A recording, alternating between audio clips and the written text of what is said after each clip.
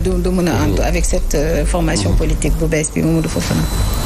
waaw initiative moom day am ñu koy porter ala kulli haal ça moom c'est clair dina am ñoo xam te ne nii peut-être ñoom ñooy woote ñoom ñooy xalaat pour ñu mettre en place cette plateforme là tey jii nii peut-être on a vu Khalifa Sall nekk à l'avant-garde de ce combat gis Anta Babacar gis ñeneen à peu près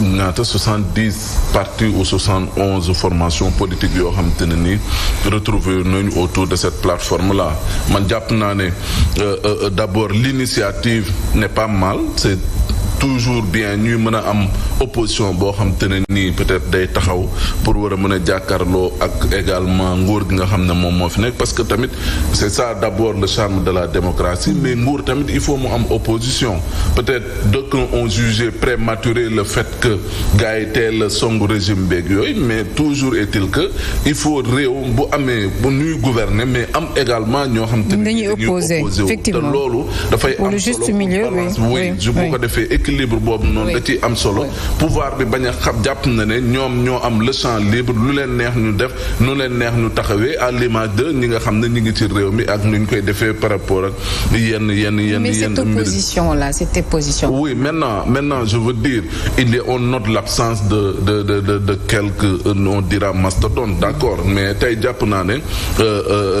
d'abord Khalifa fu mu nekk Barthélémy Diaz peut-être mi ngi fa mais n'oubliez pas que Anta Babacar ak Khalifa moomu ak Bougane ak Barthélémy Diaz ñoom ñoo bokkoon seen coalition donc jàpp naa ne réeroo amagul am ñii dañoo tàmbali les autres vont peut-être suivre vont prendre le train en marche peut-être dañuy observer voir peut-être fu ñuy jëmagum ak yooyu peut-être bu ñu ñëwee également dinañ gën a joxe peut-être d'autres orientations yoo xam te ne nii de loin gis nañ ne peut-être war na am ay ajustements wala ay réajustements yoo xam te ne nii war nañ ko ci mën a def peut-être le cas qui m'intrigue un peu c'est peut-être Barthélémy Diaz parce que l'histoire de la mairie de Dakar quand même il était tellement esselé foofu à part le soutien de Bougane il y avait pratiquement personne et loolu jàpp naa ne opposition bi dañ ci waroon taxaw parce que ça a été une injustice qu'il fallait combattre opposition bi dafa nelaw foofu noonu ci mbirum kaw Barthélémy Diaz maintenant nag Barth pourra se sentir frustré jàpp na ne dañ ko seetaan ba mu war a mën a ber langam mais toujours est-il que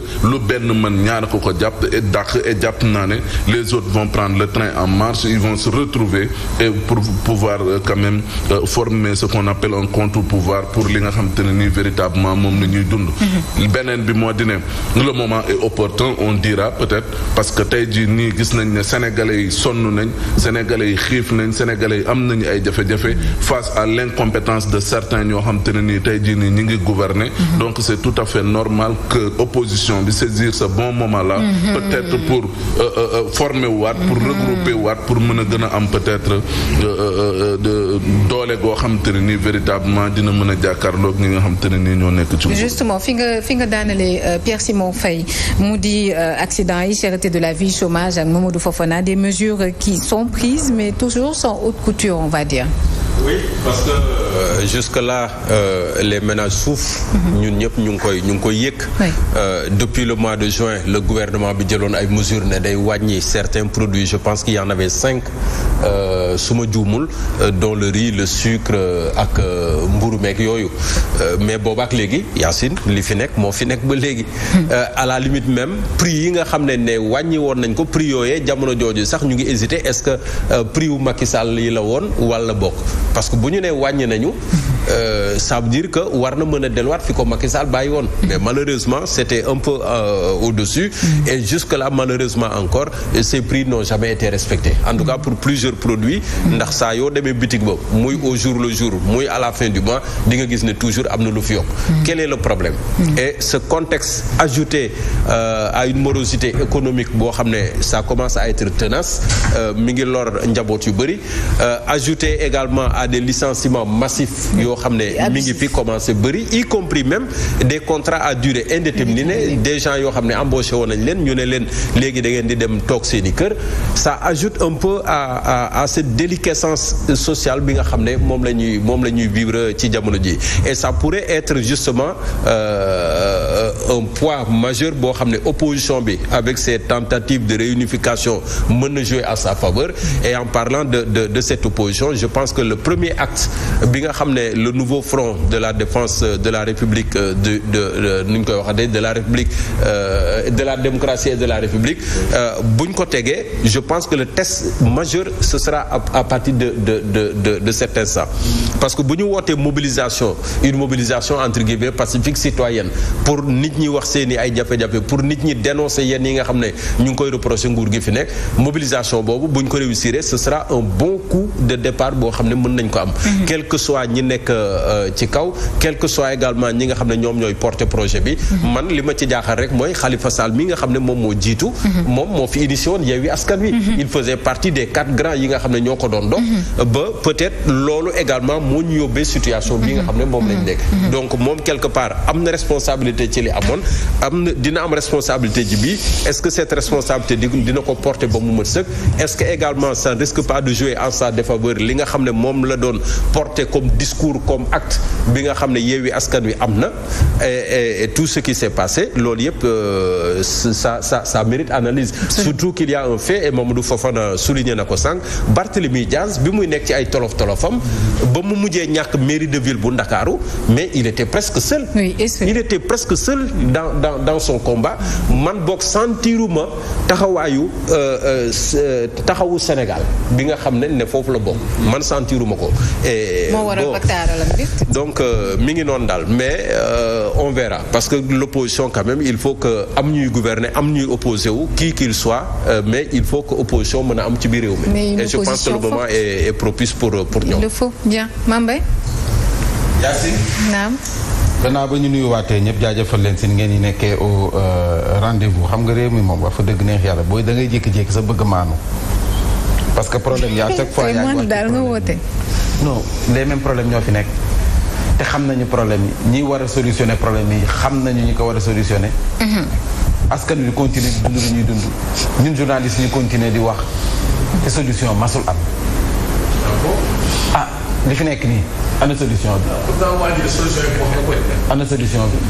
dama naan waaw mais waa ji itam daa mel ni wax na lépp de. bu waxee lépp te dara fejoogul fu mu nekk nii tamit. ñun xam nga ñun ñii ñun lu ne fàng la ñu xam. lu ne fàng nii. la ñu xam comme solution. mais loo xam ne ñu ngi koy wax. terewu jàmbat yaa ngi fi. dund gi di cher. ñuy dàqaate. yow syndicaliste yëpp boo xefee ñu ngi yëngul. ku si nekk yaa ngi dugg sa préavis de grève ñi jàpp nañu dat. ñi bañ nekk ba collectif bi regroupé licence ñi ñu licencié sax mi ngi gën di màgg. ndax ku ñu dàq daw nga dugg ci collectif bi. léegi loolu mooy solution. fi ñu toll nii. ci ñaata weer la ñu defagum ci nguur gi. 10 mois dinañ def. mais mi ngi mel ni 10 ans. ñun nag bu ñu amee kuñ ci mere du kenn ku dul président Diomaye nag. parce que mooy suñu président le président de tous les Sénégalais. suñu yoon nekkul ci keneen. parce que moom la ñu tànn dénk ko pale bee. moom nag moo war a xam ne. mbir yi yàlla la du keneen. ak faloom moom yàlla la du keneen. parce que xëccuwul moom bu mu doon sonal boppam ci projet bi. pour Sonko falu la mais pas pour boppam falu. pas pour moom mu falu. ñoom seen projet bi ñoom seen i pexe bu antu woon. Sonko mooy toog ca pale ba waaye du Diomaye. loo xam ne yow yootu woo ko yàlla jël ko teg ko sa loxo. yaa war a gëm ne lii yàlla la. du keneen. c'est pas le marabout c'est Dieu. nga doxal nag. mu neex mu naqadi nga doxal. te seet si sunu borom rek amul kenn koo ci war a seet. kase nga xam ne lii yàlla la du keneen moo la fi teg. bu fekkee benn mandat nga fi def sa bie boo nga xam ne benn bëñ la war a nekk dafa war a weex tal bul nangu ko yàq sa mandat. bu dee ñaar la yàllaa xam. mais au moins la nga fiy toog bul nangu lenn wala kenn ku ko gàkkal parce que ñii kat pare nañ ci moom de. parce que man damay gis ñoo xam ne nii si ñoom la ñu bokk ñu ngi naan Sonko 2029. si ko dik élection yi di ñëw moom bie boo mu xam ne moom. day xaar. bien sûr. man damay gis léegi Sonko 2029 laa gis. te au début dañu doon wax Diomaye moo Sonko mooy Diomaye. non ñoom pare nañ ci 2025 bi de. ñoom nii. waaw d'accord léegi ñoom. nañ def sondage ñoom ils vont plus vite que la musique. ñoom yegg nañ 2029 ba pare. ñoom ñi ngi 2029. nañu régler lii ba pare. parce que ñoom déjà pare nañ ci. Diomaye moom waxatu ñaay waxam ñoom ñu ngi naan. parce que bu ñu yaakaaree 2019. te au début Diomaye mooy Sonko mooy Diomaye. mais fu mu nekk nii moom Sonko 2029 gisuma Diomaye mooy Sonko mooy Diomaye 2029 de. li ma lire sànq ne am na fu ma ko lire ci kii. Sonko 2029 la ñu wax comme ñoom Diomaye pare nañ si moom mais souhaiter joyeux anniversaire Iba Mar Diong monsieur le maire sama naataangoo la bu conseiller